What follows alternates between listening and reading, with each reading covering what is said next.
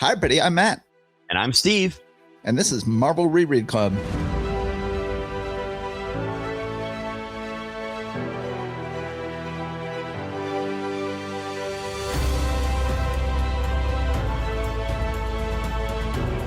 Hi, Steve. How are you? I am doing well, thank you. I just spent this past weekend at Heroes Con in Charlotte, probably the largest comic book convention that is still very determinedly focused on comic books and not other pop culture stuff. Mm-hmm. Always a great show. I had a couple of things that I wanted to relate. First of all, I spoke once again with our longtime listener, Mike Sellers. Mr. Sellers, thank you very much for listening, and we are glad to have you here. Also, I had an incident involving, well, incident, that makes it sound bad. It was an incident. Yes, involving Walt Simonson. Oh, no. No, it's all good. It's all good. Good. You know, I decided, hey, I saw his name on there and I'm like, I should probably go get some of my stuff signed by him. So I went and I dug out a few of the key Thor issues, including First Beta Ray Bill and some of those things. And I figured, I'll bring him. I'll try to get him signed by him. Well, I'd kind of forgotten that creators of that generation, generally, that getting things signed by them is a whole big deal, right? These days. It's not like it used to be back when we were going to Fantasy Fair in 1986 or something like that. Yeah. So I had these issues and I, walked up there on Friday and saw the line. And I'm like, there's a line. I don't know if I'm going to wait. And someone told me it's never going to get any better than it is right now.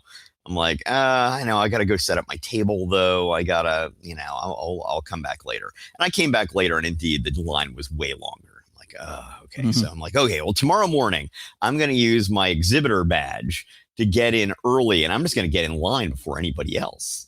Well, about 10 minutes before the VIPs were let in, there was a big announcement saying that nobody with a professional wristband was allowed to be in line before the VIPs got in. So I'm like, it sucks, but I guess I understand it. That makes sense. Okay. So then I was like, I'll just come back right at the end of the VIP hour and see where it is. Well, the line was, not as long as it had been the day before, but it was still longish. So I was like, do I wait? I don't know. I got to go be at my table. What am I going to do? And then I just started thinking, if only this were as easy as it was back when I was doing this in the 80s. And I'm like, wait a minute. Let me open up this comic, get it out of its bag and board, take a look at the first page, which is where people used to sign these books. And I'd already gotten those first two issues of that legendary Walt Simonson run signed by Walt Simonson at some point in the last several decades. 40 years ago, probably. Yes. Well, fast forward to Saturday night. Saturday night at Heroes Con, the big event is the art auction. They've got this big, boisterous art auction, but I needed to get it, clear my head. I was going to go back to the hotel room.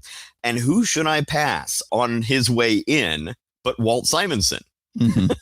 And I was able to say, hey, Walt Simonson, I've got a short story to tell you.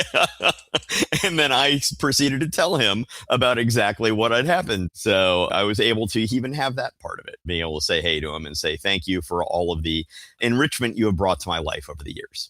Yes, indeed. Did he find the story funny? He seemed to find it relatively amusing. He was, I was interrupting him from going to the art auction. So. Right. He wasn't like there, oh, tell me more, please. But cool. All right. Well, that's awesome. Yes. Thank you for being generous in scheduling today's episode. I got both my kids home this week and we just keep moving the schedules around and we had to reschedule this episode like 4 times, but thank you for doing it. And then I do have a hard out. So we should probably get started. Yes, we should. So I believe we're starting with Fantastic Four number 81 from December of 1968. Okay, why don't you get us started? Yes, enter the exquisite elemental. And we have a cover that is mostly all one color. It's mostly various shades of red. except for right in the middle of the cover, there are a couple of pops of yellow. Part of it is from the Wizard's Wonder Gloves, but the rest of it is from Crystal's uniform. Now, of course, in the book, she's not wearing her yellow uniform, but it creates a nice pop on this cover here. Mm-hmm. Yeah, and they're kind of hiding the big reveal of the inside, which is that she joins the Fantastic Four. The reveal is revealed on the very first page inside, however. And we see that Crystal is in her own Fantastic Four uniform with its own twist on things. And I really like her sort of individualized Fantastic Four uniform. What do you think of it? Yeah, I like it. The 4 is just on the belt, sort of off center. And she's sort of got a little bit still of her Inhuman flair in the collar and, of course, her hair thingy. I like it a lot. I think it's a nice outfit. Yeah, I agree. So Johnny's asking her, Chris, where do you get the new FF costume? She says, I made it myself, Johnny. I didn't want to feel like an outsider.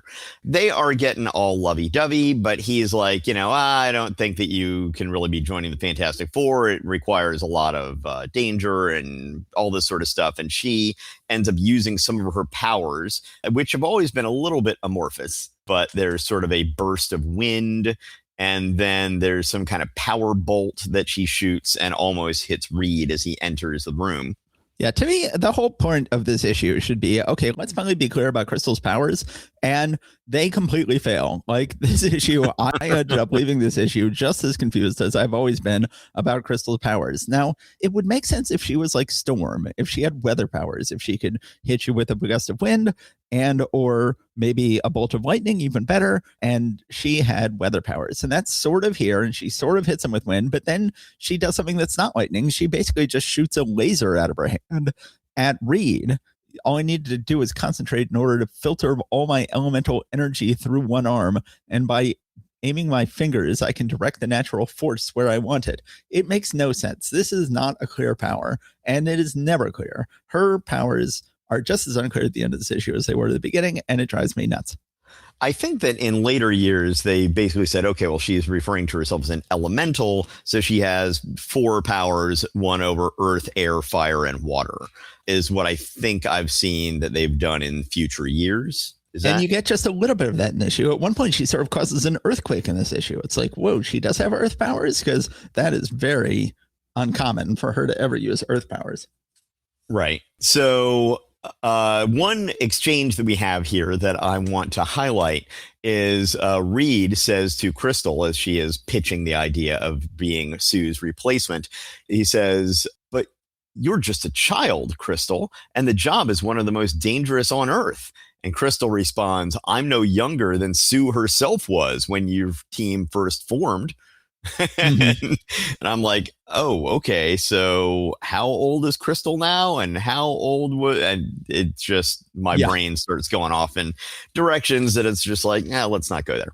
Yeah. So meanwhile, the Wizard is improving his Wonder Gloves. We get an odd splash page. It's almost like a colon-esque splash page on page 5 of the Wizard just trying on his Wonder Gloves. You mean in that Gene Colan chooses odd pages to choose to be his splash pages, and this is an odd page to choose because there's no clear reason why we need a full page of him trying on the Wonder Gloves. Precisely. Yeah. So he goes out and he's testing his Wonder Gloves in combination with his anti-grav discs and decides to head on to the Fantastic Four to take them on. He attacks the Baxter building. Johnny comes out and is trying to fight him. They have a battle back and forth until the rest of the Fantastic, however many you want to call them at this point. We're sort of back up to 4, aren't we? Right. Reed and Thing and Crystal end up showing up in the Fantastic Car to join the battle. The Wizard is able to somehow hit Johnny with water. I don't know where he has water powers from, but he does apparently. And okay, is that this whole water tower thing? Yes, I think that's it. There's some kind of high-tech looking water tower on the top of a building that the Wizard has busted a hole in and ended up getting some of that onto Johnny. And then he's trying to use it to ram the Fantastic Car, and it looks kind of cool, but they're able to take the Fantastic Car over the river and get the water tower to dump itself into the river. They continue to fight the wizard. Eventually, Crystal ends up saving the day, basically. And as you said, yes, there is sort of an earthquake that she causes on page 16. And so that goes in more of her elemental type powers there, although she does it with some kind of a beam from her hand, which doesn't work as well. Yeah. Once again, just sort of confusing the issue.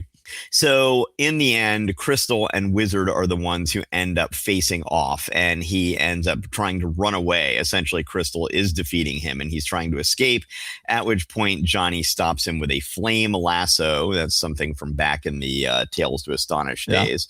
Or Strange Tales days. Strange Tales days, which never really made much sense. But, okay, sure, fine, whatever. And then the wizard ends up falling into the river and getting away in the murky water. I don't know if he has something that has air in there or whether he's just able to use his anti-grav discs and wonder gloves in order to get himself away quickly. But one way or the other, he makes his escape through the water.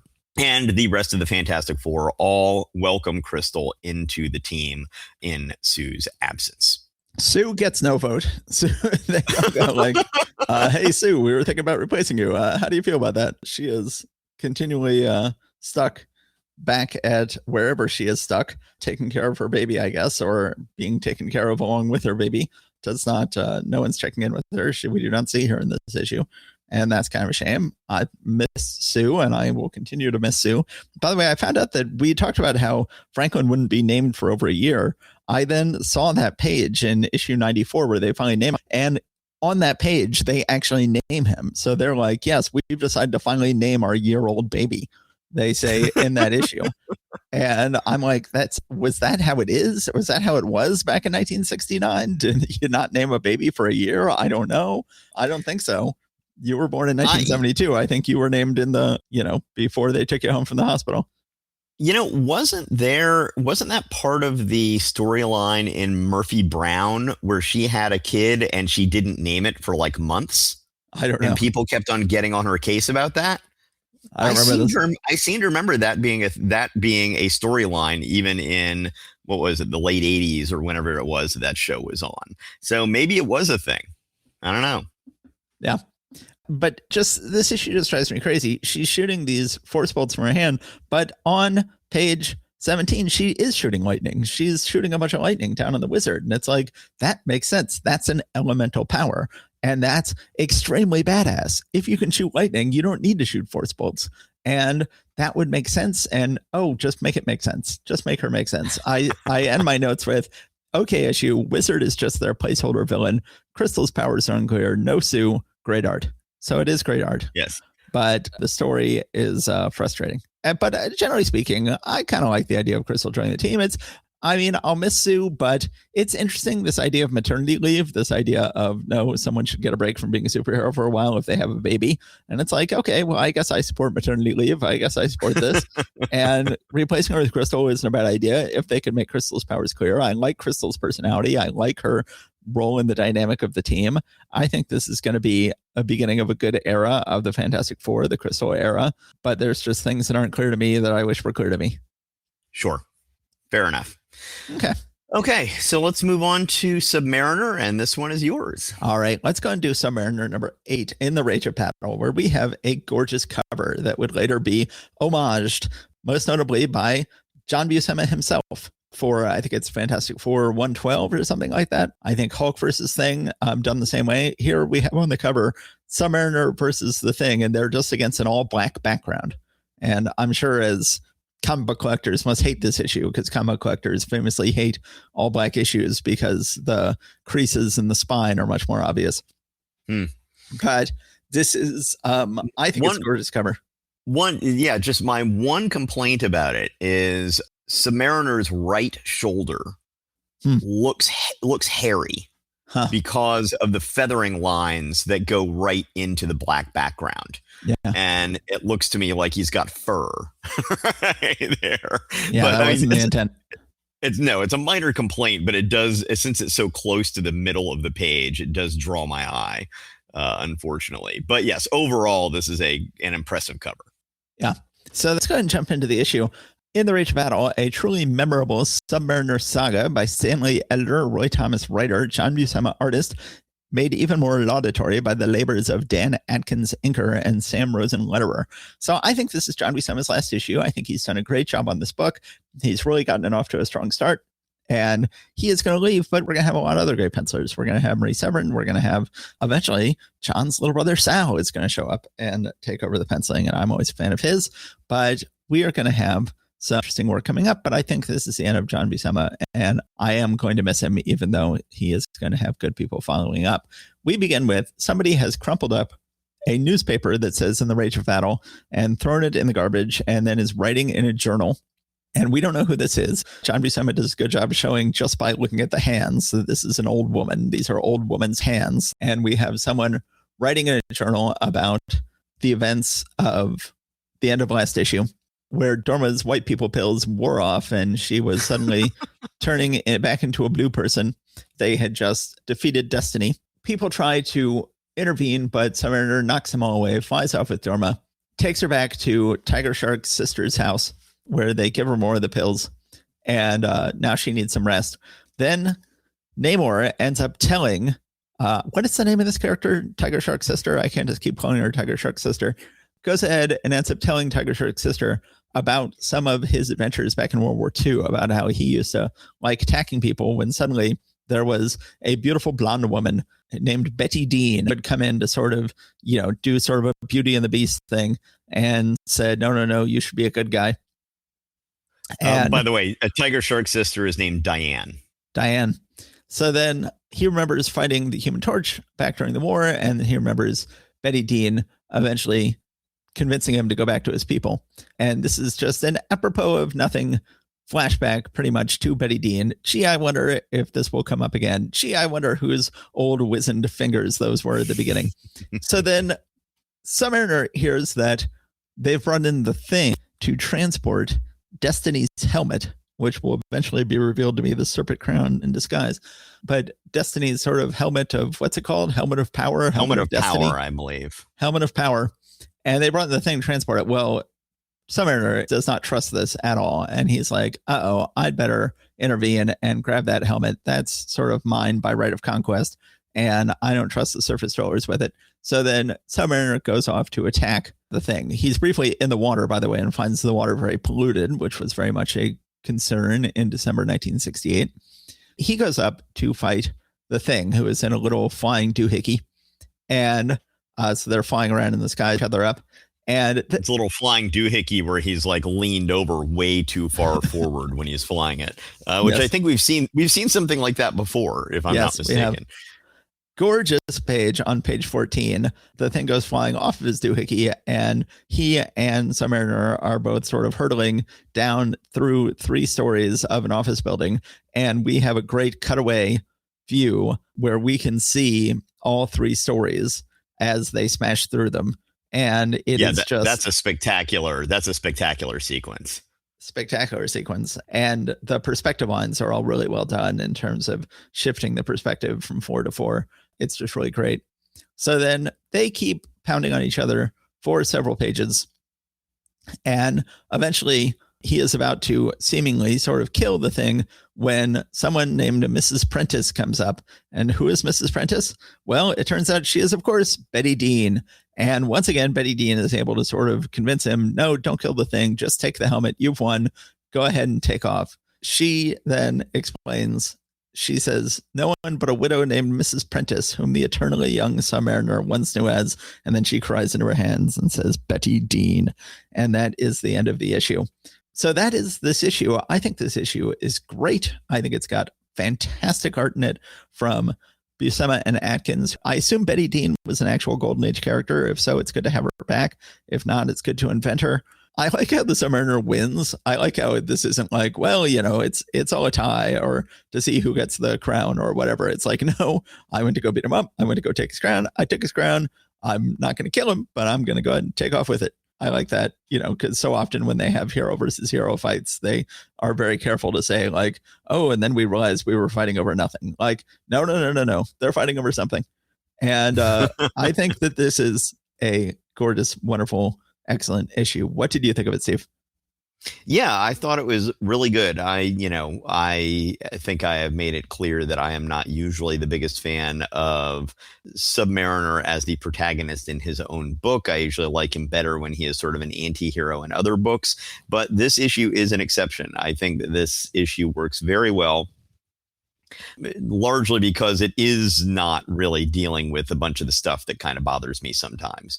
This is a dangerous object. He does not trust the thing, and he goes and engages him and takes it away. And then meanwhile, yeah, it is a neat framing sequence to have Betty Dean essentially narrating the story, essentially mourning whatever life she might have been able to have with Submariner, it seems, at the end.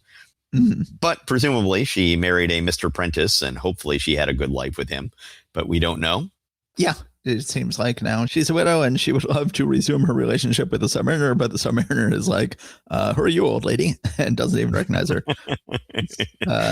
which is tragic.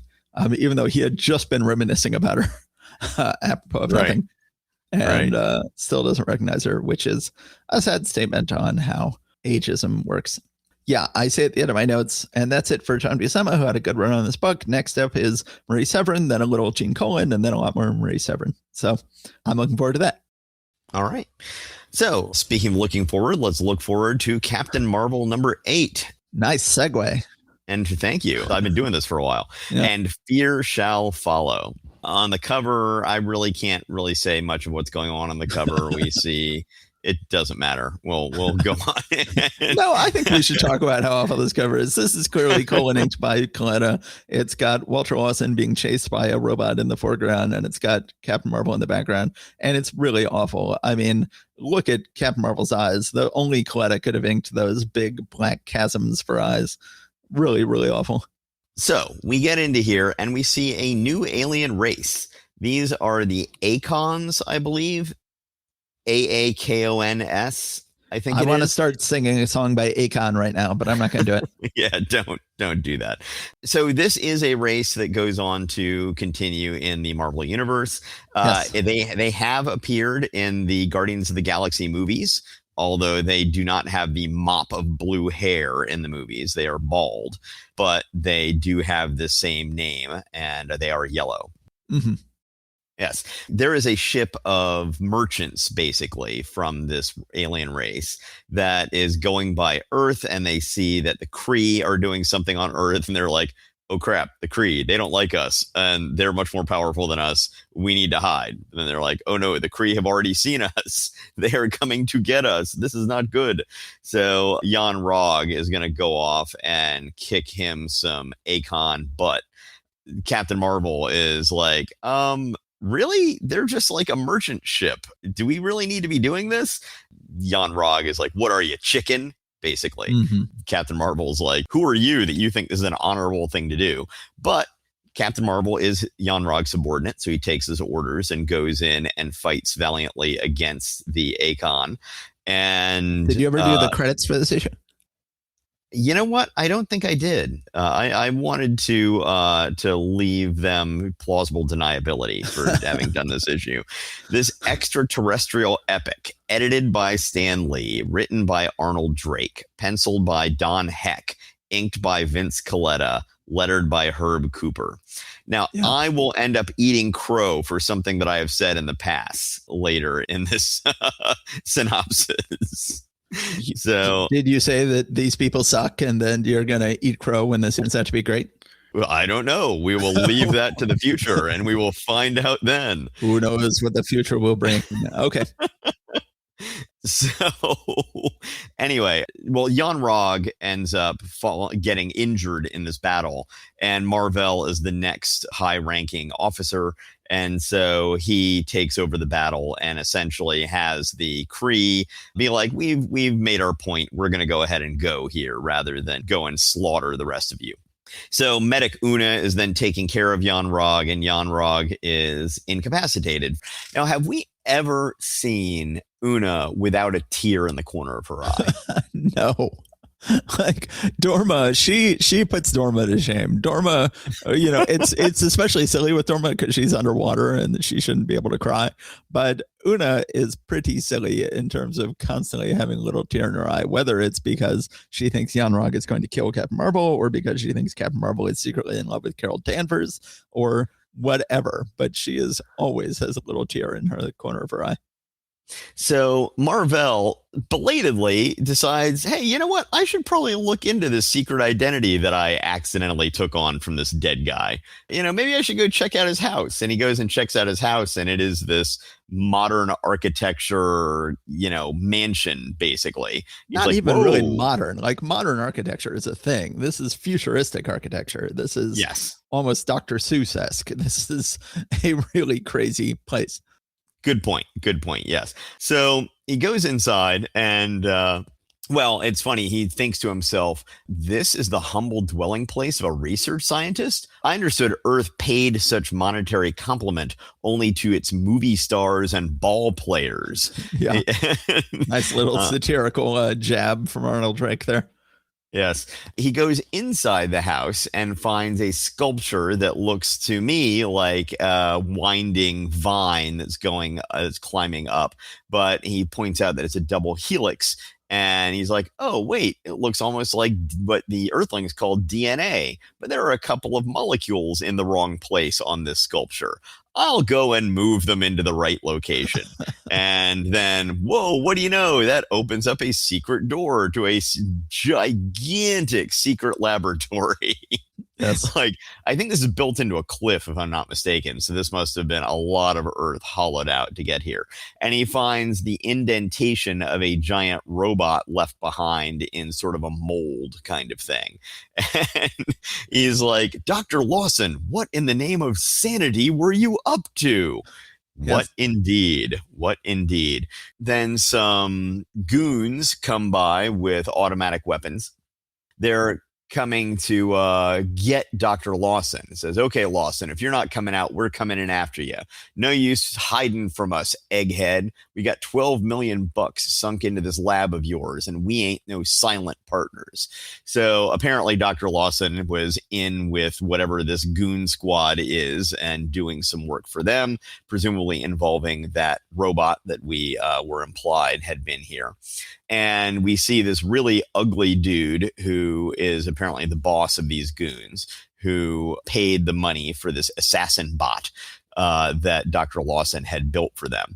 Again, the whole situation in this book with the morality of Marvel and him taking this secret identity and the morality of the secret identity itself and all this sort of stuff is just really confused to me. Oh, yeah. Well, we're about to get to one of the most bizarre plot turns we've gotten to in the history of Marvel Comics later on in this issue. I'll just go ahead and jump here. He then goes and reports back to Carol Danvers and says, I've been investigating who the heck Walter Lawson is, and I've discovered some disturbing things. And she's like, oh, thank you for telling me. It's like, dude, you're Walter Lawson. This is your secret identity. I can understand you wanting to investigate this guy on your own and find out whose secret identity you've taken. But then you're going to report back to the head of security for the base that you are investigating Walter Lawson, your identity. Yeah, it's a little strange. What? But Carol is very thankful for this. She throws herself at him and gives him a big open mouth kiss. And of course, the folks on the ship are all monitoring this the whole time. And Una is, of course, crying because she sees what's going on. Yanrog apparently seems to be out of his coma at this point. So I guess he's back in charge. Could it be that Una just has bad allergies? Could it be that a little Zyrtec would clear all this up? Well, I mean, I actually am taking a particular medication that, as one of the side effects, has my eyes water like nobody's business. So yes, I would look like Una here. As a matter of fact, there's some right on the corner of my eye right now. I'll go ahead and wipe that off. But I didn't mean to jump ahead. You were originally back on page 8 or so, and he gets away from the goons, and the goons, it's fine. We're here now. We don't need to know much more about the encounter with the goons. Well, he sort of tricks them into driving their car off a cliff and dying. And he's like, gone. No loss to society, those two killers. But to me, another blank wall in the mystery of Walter Lawson, the man whose life I borrowed. Maybe those computer cards can open that wall. So then that's sort of odd to have a Marvel hero be so unmoved by the death of even his villains. But then he reports the whole thing back to Carol Danvers, which makes no sense. So he takes these computer cards that he picked up while he was in Dr. Lawson's place and feeds them through a computer at the base. Fantastic. The robot was on a test run, and Lawson instructed it to hunt down and kill himself. And so then we see this murder robot, rampaging through the countryside looking for Dr. Lawson, finds the wreckage of the plane where the actual Lawson died. And I'm like, nobody has found that wreckage up till now? That's just been sitting there this whole time? Okay, sure. Something right near a military base. No one noticed this downed aerial vehicle. That's okay. Why not? You can't expect a military base to keep track of every downed aircraft in its vicinity, Steve. Yes. Who could ask so much? Anyway, the robot then finds Mar-Vell as Dr. Lawson and is like, oh, look, there's Dr. Lawson there. So then he changes back into Captain Marvel. Captain Marvel fights the android or the murder bot or whatever it is. By the way, on page 16, I think it is, we once again see Una, and we just see, even though it's a little tiny face down in the corner, we still see the little tear drawn right in the corner of her eye. Yes. Mar-Vell continues to fight this robot.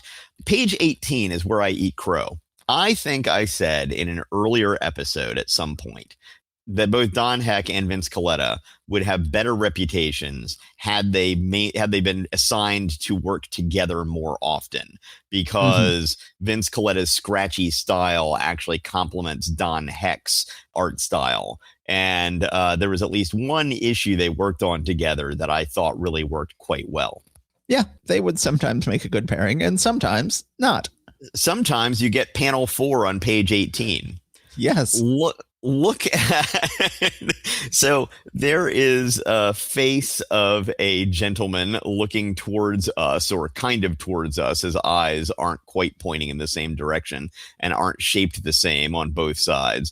And then there is what's trying to sort of act as kind of a core shadow between two different lighting areas, but it just ends up looking like this jaggedy line that goes down his face on our left, and then a really way too prominent cheekbone on our right that comes down into it. It just, oh man, it's just bad. Yes. What on earth were they even trying to do? And once they realized it didn't work, where was their whiteout? I don't think Vince Colletta uses whiteout. I think that takes too much time. If once the line is down, the line is down. So anyway, Mar-Vell eventually destroys the murder bot, and Carol Danvers is saying, "You were marvelous. Whatever Lawson's wild scheme was, you put an end to it." And he says, "I passed him running down the highway. Apparently, robot fighting is not one of the talented doctor's specialties." This is your secret identity. You have gone to great lengths to establish this as your secret identity. And now you're working with the head of security against Walter Lawson, who is you? What on earth is going on? Yep.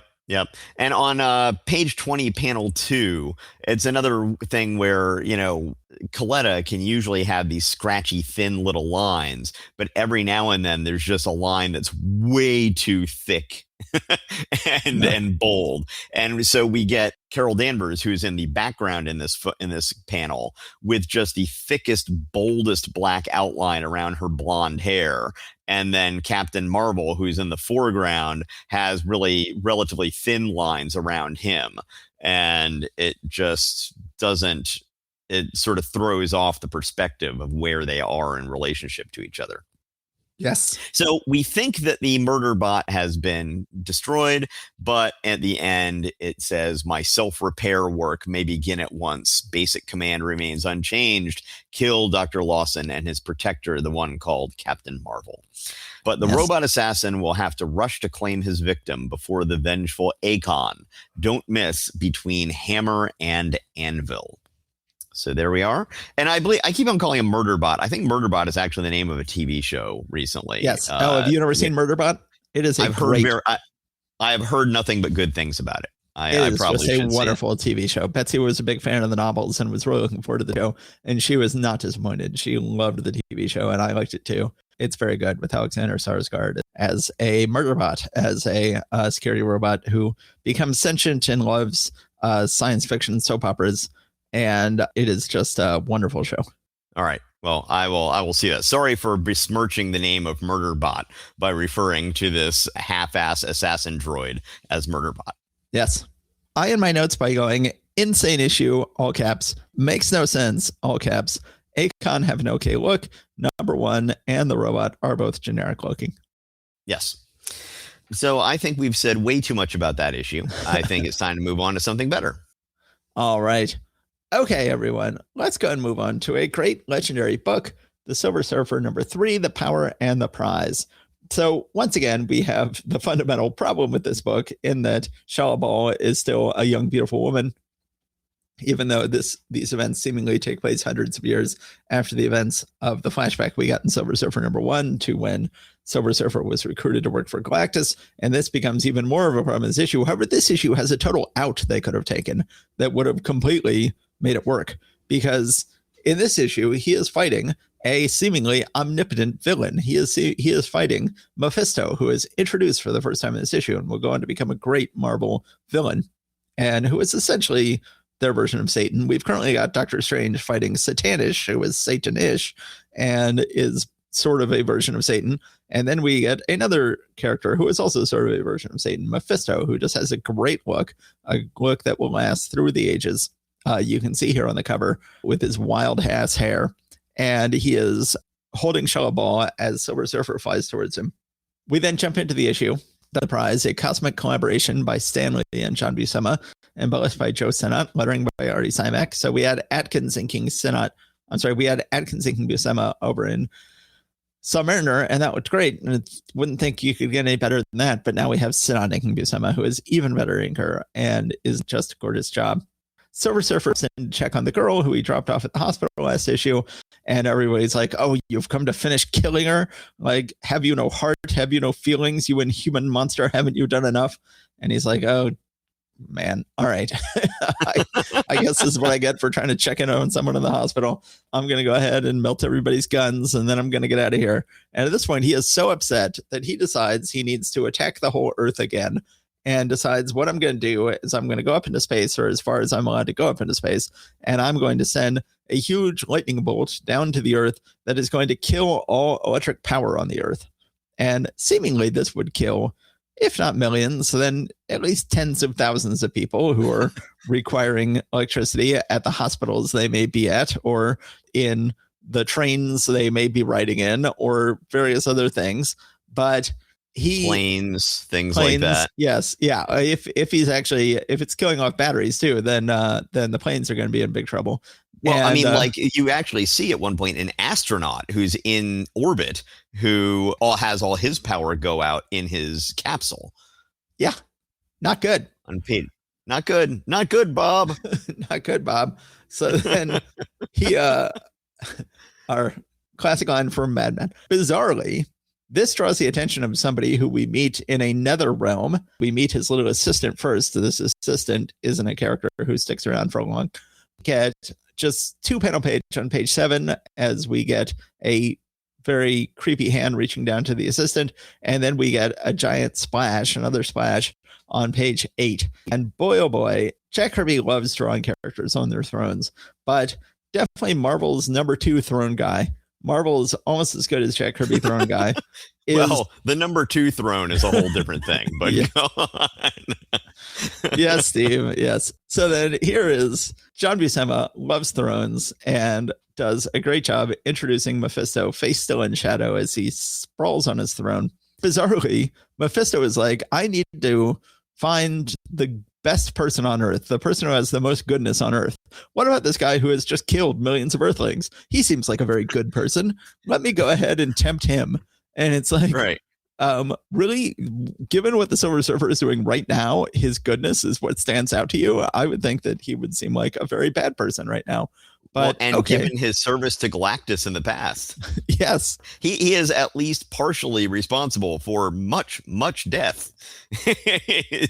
Yeah, I don't quite get the whole this whole thing, but it's a good issue anyway, so I'll allow it. Yeah. So then he decides to go to Shala Ball, who is still moping over her boyfriend, who seemingly, again, disappeared hundreds of years ago. But apparently, no, Silver Surfer was only working for Galactus for a couple of months, seemingly, and his girlfriend is still pining for him back on Zenn-La. Now, given that Mephisto is sort of semi-omnipotent, they totally could have fixed this problem here and had him just go back a couple hundred years and say, like, hey, I need to tempt Norrin Radd, I need to tempt the Silver Surfer. Let me go ahead and go back in time to get his girlfriend and bring her forward in time to tempt him here now. Wouldn't that have made sense? Yeah, well, I you could just make that headcanon. I don't think that would really violate what we see here, even though I did not think of that until you just brought it up. But that absolutely makes way more sense. Yes, but they don't do it. Great art on page 12 of Mephisto holding his cape out wide while he lures Shala Ball in. She's like, okay, you can now teleport me to Earth where you're going to use me against Silver Surfer. And he's like, no, I'm going to put you in a spaceship. And she's like, a spaceship? But why? Surely you have the power to traverse any distance with but a thought. And he says, my reasons are my own. Mephisto moves in devious ways. That's quite a spaceship design on page 13 there. I mean, as somebody who way back in the day when we were working on some projects together, Matt, who tried to design some spaceship type looks, this is just mind-blowing how you would come up with this kind of design. It's this very asymmetrical looking thing that is quite unique. Yeah, I'm not maybe as enamored of it as you are, but yeah, I agree. It's quite unique and interesting design. I guess I'm not enamored of it so much as just in awe of coming up with something that is so unique looking. Yeah. Yeah. It's very Buscema-tech. It looks almost like a Gary building or something where it's has sort of a sketched on a napkin feel to it. Yes. Silver Surfer eventually thinks better of taking away all the power on Earth, realizes, what am I even doing? It's not like it's even going to make them better people. They're not going to, I who sought to teach have learned instead the ways of violence, but 'tis not too late to make amends. What cosmic power can achieve, cosmic power may undo. I now withdraw the spaceborne field. Everyone's back to normal on Earth, and then instantly they're like, resecure all missiles. So to whatever degree he had disrupted the mutual assured destruction, it is now back on. And then suddenly he sees, I've undone all that. Wait, a spacecraft from the planet Zenn-La, my own homeworld. It cannot be, and yet it is. It is. He goes ahead and stops American anti-aircraft from trying to shoot at the spaceship. He is unable to stop it from crashing. It crashes. He finds Shala Ball, my true beloved, goes ahead and uses his powers to bring her back to life. And she's like, dude, I got bad news. I was brought here by a guy named Mephisto, who is bringing me here to mess with you. Mephisto shows up and says, since the dawn of time, seldom have I sensed such goodness of soul, such purity of spirit as I sense within the Silver Surfer. Yes, this makes no sense. As you point out, he's done a lot of bad stuff in his life, and he just did a very bad thing right now.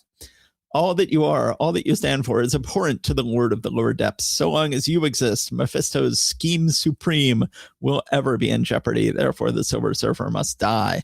Okay, if you just wanted to kill him, then why bring his girlfriend here? It'd be one thing if you were trying to tempt him or to force him to do something by holding his girlfriend hostage or something. But okay, the more we talk about this issue, the more this issue falls apart. But I'm just so enamored of the art, man, and I'm so enamored of Mephisto.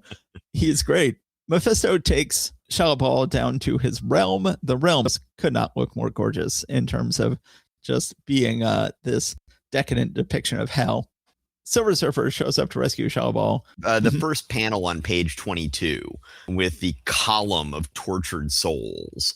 Yes. Is just amazing. So now he is changing his mind, says merely slaying the Silver Surfer is not enough. He of all men is too great a prize. He must be conquered, made to serve me here in my realm forever. So this makes more sense.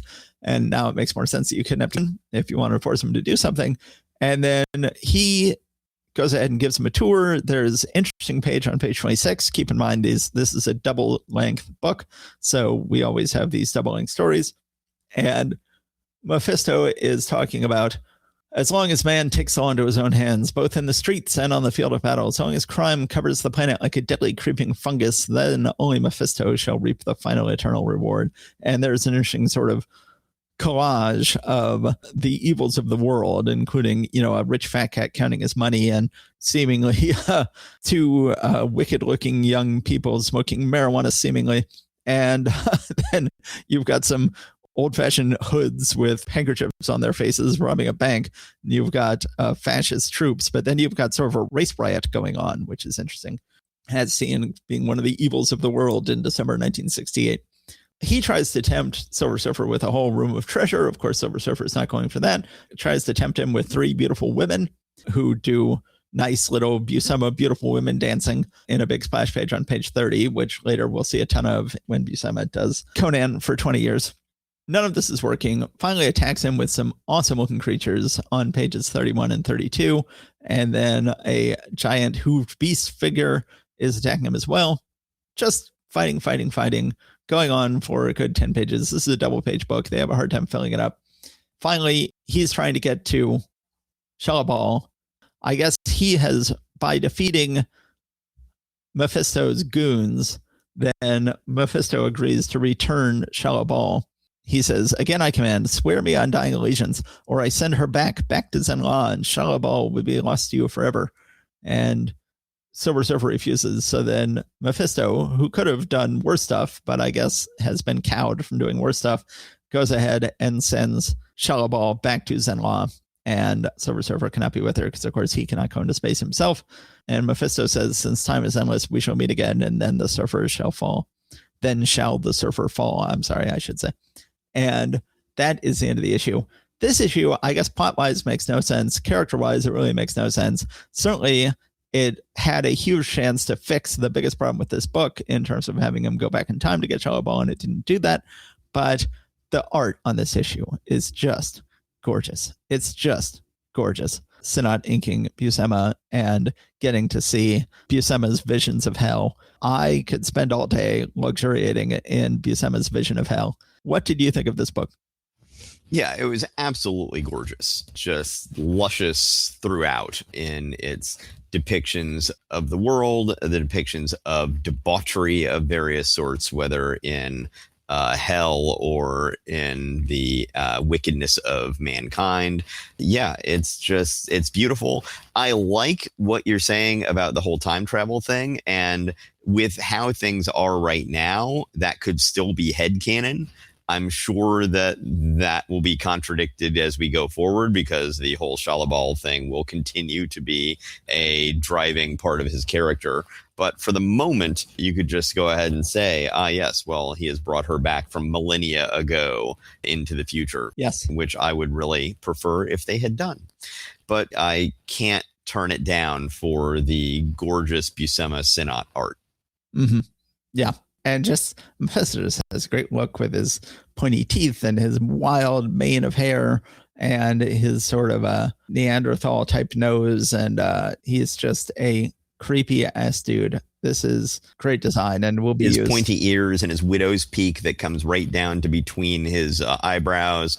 It's either a widow's peak or a double lock. I'm not sure which one it would be, but his cape that sort of sometimes, his cape, and then he's also got sort of a, what do you call that thing? Like basically the long dangly loincloth looking thing. I don't know what you would call that, but he's got that too, which when the wind is blowing right ends up looking like a tail. Mephisto is certainly a fantastic visual and will be a great villain in the Marvel Universe going forward. All the way up until when Peter Parker makes a deal with the devil in order to get out of his marriage. Yeah. That I'd forgotten. That is a Mephisto storyline of the many Mephisto storylines we have coming up. Okay, so then we just have a backup story, Tales of the Watcher, Why Won't They Believe Me? So they're just, again, using the Watcher to retell some of their classic old science fiction tales. I wish they would say, which issue they were retelling this from, so I could go back and look at it and see who should really get the writing credit on this. But instead it says story, Smile and Stan Lee, and it could be he wrote the original. Illustrations, genial Gene Colan. Embellishment, playful Paul Reidman. Lettering, swinging Sammy Rosen. Reidman's inks look good on Colan here, although not as good as the Palmer or Klein inks we're going to get on other Colan books this month. It's a fun little story. It's a story about a guy who is in the woods and finds a crashed spaceship and finds their captain's log book and is like, oh, look, you can read in this book about how they are evil aliens, how they're going to take over the earth. I'm going to go around and show this book to everybody and try to prove that aliens are going to take over the earth, and no one will believe him. And finally, he takes him to a doctor who's like, I see. Based on what you've told me, I'd better pull out a gun, and pointed at you. And it's like, going, oh, no, you're working with the aliens. It's like, no, I'm not working with the aliens. You are. I'm pointing a gun at you because you're one of the aliens and you had amnesia. And so you forgot you're one of the aliens, but it should be obvious you're one of the aliens because you can read this book, which is written in alien gibberish. And the guy's like, wait, what? This book is in alien gibberish? They're like, yeah, look at it. And he's like, oh, no, you're right. I am an alien. Because of the most fantastic freak accident of all time, I've caught myself. And that's the end of the fun little sci-fi story. It says, from the files of the world's greatest science fiction saga, it's another tale of the Watcher, next issue. I thought this was a lot of fun. What did you think of it? Yeah, it was fun. I don't think it was worth 10 pages. Yeah. I think the original was probably like 4 pages or maybe 6. Probably. Well, and this one a retelling again? I know that it was previously. Oh, I think I remember the original of this one. Okay. All right. Yeah. And these designs don't look like Colan designs for the aliens. So that would make sense if it was copied from something else. Yeah, but it really didn't need to be 10 pages. But if it had been shrunk down to like 4, it would have been a fun, tight little story. It's just padded out a little bit. But yeah, I agree. But it's a nice little twist, though. Yes. Then there's a letter at the end from Tony Isabella, which I've been forgetting to point out that Tony Isabella is now a dead name because Tony Isabella has transitioned and is now known as Jenny Blake Isabella for the books she is currently writing. I was going to bring that up since we keep on running into these letters in the letter pages. Yes, that is interesting to hear about her journey to that place. So that is the middle portion of the Marvel Comics of December 1968. Let's see, what issues did we look at today? Captain Marvel was absolutely god-awful. Fantastic Four was really good. I was a big fan of that Fantastic Four issue. Submariner, I thought, was really good. And this Silver Surfer, even though there's a lot of stuff that doesn't make sense about it, is still just an absolutely gorgeous and good issue that introduces a great villain, even though the way he is introduced doesn't really make sense. Yeah, I have to agree with you on these issues. Fantastic Four was really good. Submariner, beautiful. Captain Marvel, trash. Silver Surfer, absolutely beautiful. I do feel bad. I feel bad for people who listen to this podcast going like, oh, wow, there's a great podcast talking about the early days of Marvel Comics. I'm going to listen to it because I really love hearing about my favorite inker, Vince Colletta, and my favorite penciler, Don Heck, and my favorite book, Captain Marvel. And then every episode of this podcast, they're like, oh, man, they just trashed my favorite again. I'm sorry if we're just trashing your favorite every time. One of the only comic book reread podcast I actually listen to is Legion Outpost, where they go through old Legion super issues, but I have a hard time listening to it because they don't like Dream Girl, and one of the two just hates Dream Girl and is just ragging on Dream Girl in every issue, and I'm like, but I like her. Why are you ragging on her all the time? So I apologize if we're ragging on your favorites week after week of this podcast. If somehow you have made it to episode 160 or so, wherever we're at, and are still putting up with us ragging on your favorites, I apologize. Well, I have to say I've probably been much more over the years a Don Heck defender than most people are going to be. So there is that. So, yeah. When he does well, I will defend him. And when he doesn't, we won't. Correct. Okay, so I guess that's about it for this particular episode. Thank you, everybody, for listening once again. If you haven't done so already, I do ask you to please like and subscribe. And what's the other stuff? Give some money to our Patreon. Well, yeah, sure. There's that, too. Telling other people about the podcast and filling out a review or rating. any of that stuff really helps us get more listeners, and more listeners helps us out generally. If you haven't done so, please do so. And we really appreciate you being here. Yep. It's fun getting to do this I was going to say every week, but we miss weeks every once in a while, but getting to do it most weeks is a lot of fun. Weekly and or bi-weekly, yes, which is our schedule. We are occasionally bi-weekly curious. Oh boy, sure. Okay. Thank you, everybody. Okay, thank you, everybody out there. Take care, and as always, stay safe out there. Bye, everybody.